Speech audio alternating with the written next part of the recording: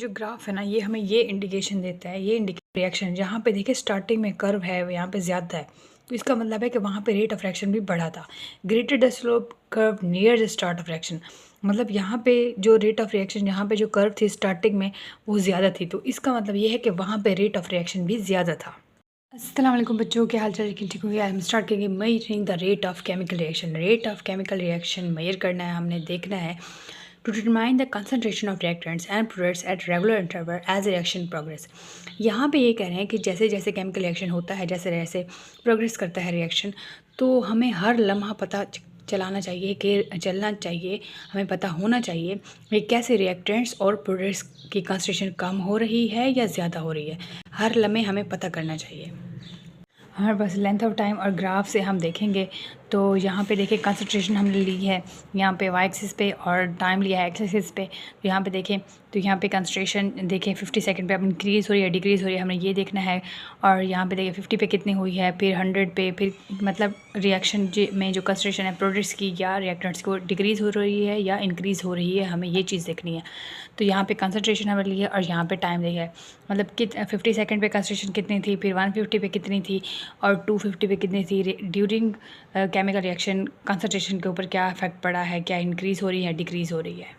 यहाँ से हमने ग्राफ यहाँ से हमने देखना है कि कंसंट्रेशन जो है यहाँ पे कैसे टाइम से ये चेंज हो रही है, क्या इफेक्ट पड़ रहा है ड्यूरिंग केमिकल रिएक्शन, कितने 50 सेकंड पे कंसंट्रेशन क्या है, इंक्रीज़ हो रही है डिक्रीज़ हो रही है, और 150 पे कंसंट्रेशन इंक्रीज़ हो रही है डिक्रीज़ हो रही है केमिकल रिएक्शन में, और फिर 250 पे जब टाइम था 250 सेकंड पे तब ये कंसंट्रेशन में क्या फ़र्क पड़ा है। तो ये हमने जो यहाँ पे एग्जांपल है वो ये है कि हमारे पास जो डिकम्पोजिशन हो रही है हाइड्रोजन आयोडाइड की, हाइड्रोजन डिकम्पोज हो रहा है इनटू हाइड्रोजन और आयोडीन में एट 50 सेकंड पे। 50 सेकंड पे देखें तो ये चेंज आ रहा है, डिकम्पोजिशन हो रही है हाइड्रोजन आयोडाइड की हाइड्रोजन में और आयोडीन में।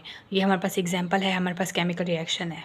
ये जो ग्राफ है ना, ये हमें ये इंडिकेशन देता है, ये इंडिकेट करता है कि कंसंट्रेशन जो है वो फॉल हो रही है, गिर रही है, कंसंट्रेशन कम हो रही है एंड पे। दूसरी बात ये कहता है कि अगर स्टार्टिंग में रेट ऑफ रिएक्शन, जहाँ पे देखिए स्टार्टिंग में कर्व है यहाँ पे ज़्यादा है, तो इसका मतलब है कि वहाँ पे रेट ऑफ रिएक्शन भी बढ़ा था।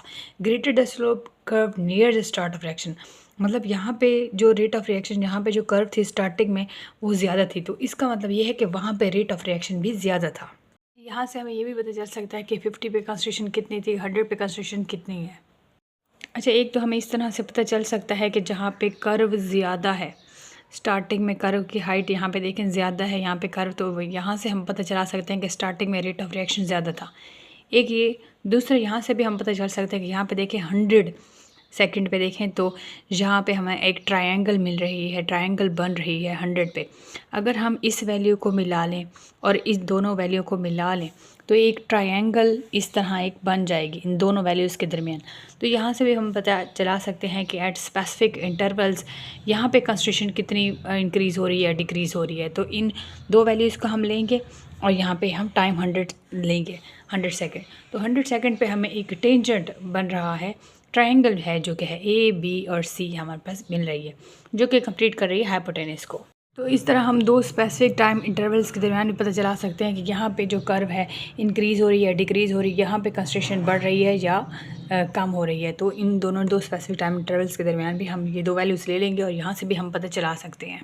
अब मिसाल के तौर पे हमें ग्राफ से कैसे पता चल जाएगा, अगर यहाँ पे कर्व इस तरह आ रही है यहाँ से, और यहाँ पहले यहाँ पे डिक्रीज़ हो रही है और फिर यहाँ से इंक्रीज़ हो रही है, या डायरेक्ट इस तरह जा रही है कर्व, तो यहाँ तो रिएक्शन यहाँ पे तो इंक्रीज़ हो रही है, यहाँ पे तो कंसंट्रेशन इंक्रीज़ हो रही है, जहाँ पे यहाँ पे देखें आप रेट ऑफ रिएक्शन बढ़ रहा है, जहाँ पे अगर स्ट्रेट लाइन में हमें मिलती है तो वो तो हमें पता चल जाता है कंसंट्रेशन यहाँ पे इंक्रीज़ हो रही है, रेट ऑफ रिएक्शन यहाँ पे इंक्रीज़ हो रहा है। और अगर कर्व की जो इस तरह हमें कर्व मिल रही है तो यहाँ पे डिक्रीज़ की बात हो रही है, यहाँ पे कर्व डिक्रीज़ हो रही है, तो इसका मतलब रेट ऑफ रिएक्शन डिक्रीज़ हो रहा है। लेकिन अगर हमारे पास कर्व इस तरह आ रही है जहाँ पे हमारे पास दो स्पेसिफिक वैल्यूज़ आ गई हैं, दो स्पेसिफिक वैल्यूज़ आ गई हैं, एक ट्रायंगल बन रही है, तो यहाँ से हम पता चला सकते हैं इन दो स्पेसिफिक इंटरवल्स के दरमियान, जहाँ से हम पता चला सकते हैं कि रेट ऑफ रिएक्शन इंक्रीज़ हो रहा है या डिक्रीज़ हो रहा है।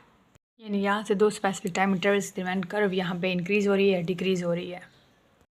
हम किसी भी रेट ऑफ रिएक्शन को हम इस तरह फाइंड आउट कर सकते हैं। अगर हमारे पास ये जो ग्राफ की कर्व है ये हमें कैसे पता चलेगा? ये तो हम सिंपल पता चल रहा है कि इंक्रीज़ हो रही है, लेकिन हमारे पास डाटा होना चाहिए, हमारे पास वैल्यूज़ होनी चाहिए, कंसंट्रेशंस होनी चाहिए, टाइम होना चाहिए, कितने टाइम।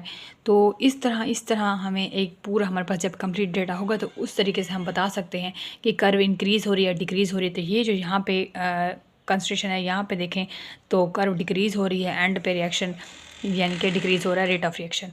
तो यहाँ से ये तो पता चल रहा है कि रेट ऑफ रिएक्शन इंक्रीज़ हो रहा है। तो कहने का मतलब यही है कि हमारे पास वैल्यूज़ होनी चाहिए, एक कंप्लीट डाटा होना चाहिए जिससे हमें पता चल सकता है। वो हमें पता होगा तो उससे हम बता सकते हैं कि रेट ऑफ रिएक्शन इंक्रीज़ हो रहा है या डिक्रीज़ हो रहा है।